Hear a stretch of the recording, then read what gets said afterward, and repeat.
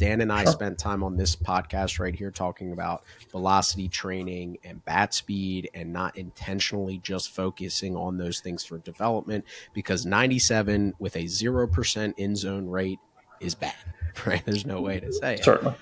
But there is a barrier for entry. That doesn't mean 76 in the strike zone is good, right? Because there is a balance between the two. And I think that's a really important piece to realize is, from the metric standpoint, is coaches still need to see things like baseball IQ, throwing to the right base, instinctual bat to ball skills, all of those things that check boxes to prove that you're able to play at said level. But For without sure. that barrier to entry, you're never going to enter the conversation to get evaluated at the school that you're hoping to get to. So I know there's really no question off of that, but do you kind of have anything to build off of what I just said there? Well, I think the other part that needs to be mentioned here is coaches are evaluating you and trying to say, how does this skill set fit into our roster, our level of play, right? And you need to understand that the speed of the game, the things that you're required to do at the next level are far greater than what you're playing at right now. You can go and watch the most competitive summer ball game, pick a, shoot, right, we're a few weeks out from WWBA in Jupiter, right? The kind of the crown jewel of travel baseball. Um, there's going to be some really high level games that take place at that event. It still doesn't match the level that's going to be required, even at a mid major Division One conference game, in the spring. So coaches aren't just looking at how you're doing on the field that they're evaluating you on. They're trying to now take that skill set into their conference, right? Can you help us win games, on a Saturday in the spring? And again, most of their roster is going to be comprised of guys with a certain level of skill set. Obviously, the metrics and the data are part of that. You then again have to be able to go and do those things, between the white lines when the game's being played. But it's really the combination of those two things that are going to allow you to ultimately succeed at the next level. Yeah, I mean, there's examples across the country every year where your son may lead the team in batting average and is only getting Division 3 interest, and a kid who's hitting 100 points lower is getting a ton of Division 1 interest. And I feel like that happens a lot in a sport like baseball, where it's not all just size and strength, and I can move you out of the way. A well offensive lineman can move a defensive lineman out of the way, and running back hits the hole, runs faster than everybody, touchdown, right? Easy enough to see that on the field. There's a lot more nuance in baseball, and just because you hit 500 or you got to hit off of a Division 1 commit doesn't mean that said school should be interested in you, because there are barriers of entry. Yeah, the transitive property does not apply to the recruiting process. I got to hit off of, a power four committed arm. Therefore, I'm a power four hitter.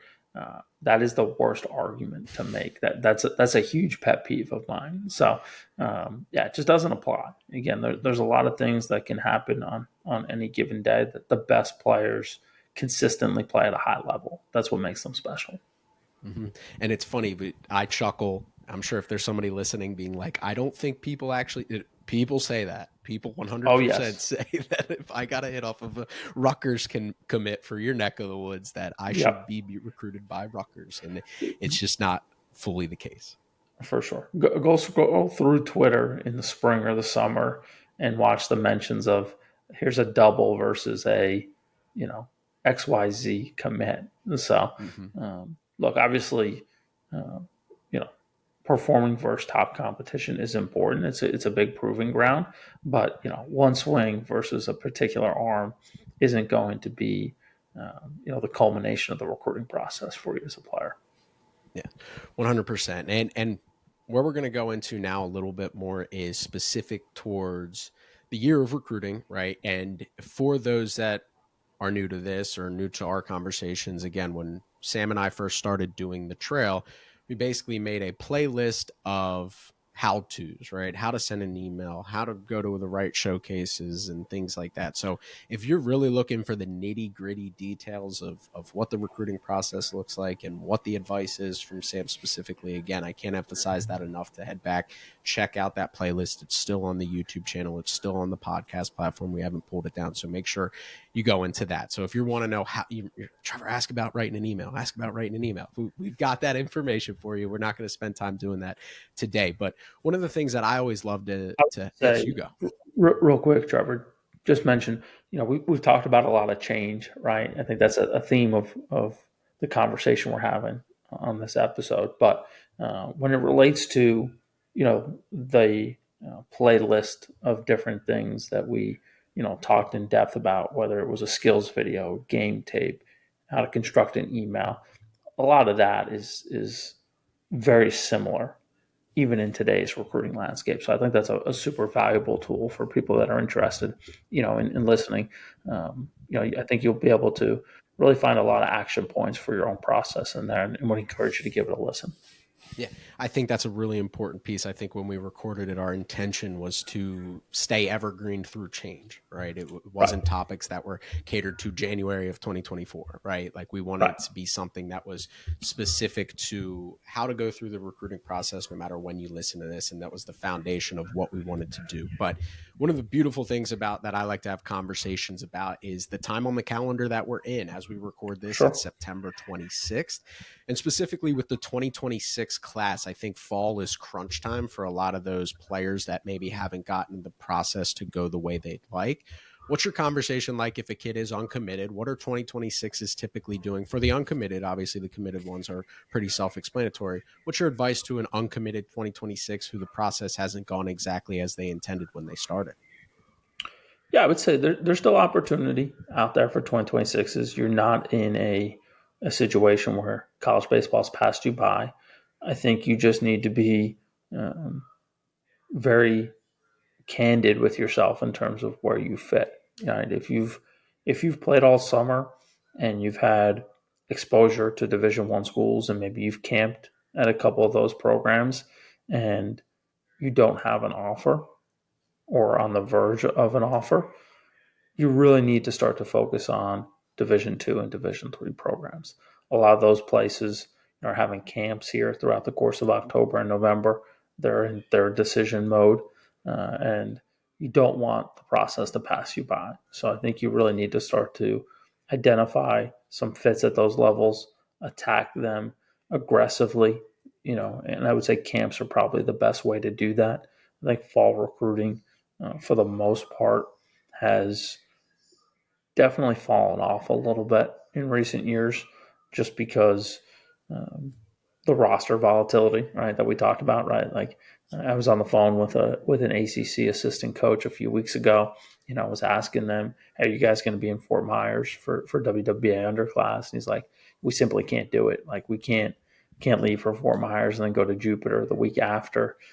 He's like, "We've got so many new guys on campus. Like we got to coach our players right now. That's the biggest focal point. So obviously, that's at the top of the sport, but I think it holds true through the different levels and different type of programs that are out there. So I think the best way in the fall is to go to them and guarantee yourself an audience with those programs. Um, you know, so do your homework, make sure you're identifying fits. Maybe you want to reach out with an email to introduce yourself. Ask if they're still recruiting your position so you're not wasting time at camp, because these D2 and D3 programs have definitely already received some commitments. So you need to, be aware of that. But I think that's definitely where things are at with the 2026 class, at this point in the calendar. 100%. And I mean, fall prospect camps are great opportunities for Division 3 schools to go, oh, that kid's in our neck of the woods and I had no idea he was there. I think it's a great opportunity to get right in front of those coaches with an opportunity to potentially get recruited and find that spot that you're looking for. And again, the process isn't over. It might seem bleak. I think a lot of 2026 is entering this time of year start to get worried that they're never going to meet their dream of playing college baseball. There's still opportunities and you just have to keep an open mind. You mentioned Yeah, and look, August there's 1st. Yeah, you go.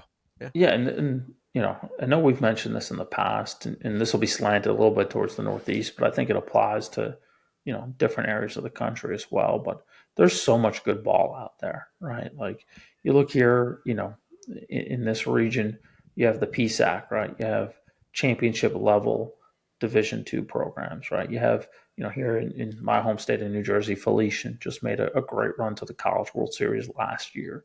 So you've got, you know, programs playing at the highest level of the sport. Same thing at the Division III level. Again, slanted here to the Garden State, but you have the NJAC, the Division III conference. I mean, it had 5 teams make the NCAA tournament last year.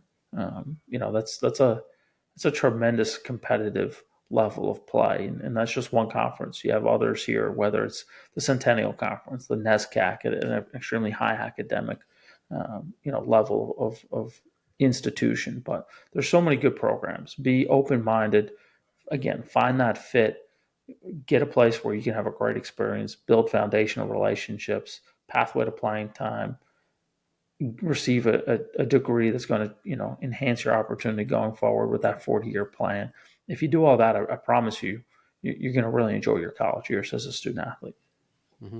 I mean, we could go on for days talking about the lower level of baseball and how quality it is. There's a couple things I would point out. The second you step on campus for your freshman year fall, you're going to realize grown men play Division III baseball too. You're Oh going to be like, yes, whoa, this is a legit brand of baseball, and you're going to have the utmost respect once you're on a campus facing those guys, being in the same hitting groups with those guys, and seeing what the quality of baseball is. And one of my favorite parts, my plug for Division III baseball as well, is you mentioned the high academics, the Centennials, the NESCAC, all of those different conferences, specifically in the Northeast. That's the beauty of Division III baseball, is you can play at a very high level at a program like a Johns Hopkins in the Centennial Conference and get an unbelievable degree. And Johns Hopkins is one sure. of hundreds, it feels like, in the Northeast that are private schools with great academics and great degrees that are going to set you up for that 40-year plan at the end of the day. So while there's so many times you circle And those it's a top Division 10 One program schools, in the country at that level. exactly, and potentially win a national championship, right? And there's Sure. so many schools that check those boxes as well. That's my favorite part about Division III baseball, is if you're a good student and you're serious about baseball, you get the best of both worlds to go to those schools and have a great opportunity to set yourself up for a ton of success. And if you're good enough, right, the opportunities are going to come potentially to play professionally. Kids are drafted out of Division III baseball each and every year. Kids kick up. Those opportunities will be presented to you if you work your tail off, perform when it matters most. You're going to have opportunities to beyond just the Division III baseball that you're looking at that point in time. Um, Absolutely. let's talk a little bit about the 2027s. August 1st is a date that's now synonymous with recruiting, right? It's the day that schools are able to reach out and make One of my contact with. least favorite days on the calendar at this point. It gets busy, right? It gets real busy for you and a lot Busy, of stress. just too much hype. I Yes. think you know you see it every year. We have guys that commit in the fall period. So this time point in the calendar to schools that didn't contact them on August 1st, whether that was intentional or just they weren't at that point in the process, the school or the player. It is not. Uh, Schools that don't contact you on August 1st are still allowed to recruit you on August 3rd and September 26th. So it just gets too much hype. I think we saw a de-escalation of that day this year. I think um, both from what we saw internally with our own players and then just talking to college coaches and other people in this space. Less outreach, in terms of the volume, less scholarship offers on day one, which was, I think, a good thing. Again, I think caused some uh, pandemonium in some player family households, but I think is a good thing for everybody, for all parties. But yes, we're in this post August 1st world with the 2027 class. I think you're starting to see a lot of the top programs in the country start to collect some commitments in that class. So you're starting to see some movement. I think the obviously the pivotal moment of the fall calendar uh, is the event in Fort Myers in a few weeks. WWBA underclass, obviously, high volume of schools and coaches in attendance. I would tell you, if whether you're maybe starting to have conversations now with coaches or you feel like you're on a potential track to commit inside of this calendar year. And again, that's a very small portion of guys, but for those that are on that pathway, like that's a pretty important event, I would tell you. And then again, similar to what we said with the 2026 is, if you're having intentful, if there's good conversations taking place between you and a college coach, maybe they've seen you already at maybe a summer evaluation or some point here in the fall, and they have a camp over the next few weeks, like that might be a good plan of attack as well. But again, I would tell you, that if you're a guy who his recruitment is going to evolve more into next calendar year, don't be in a rush right now.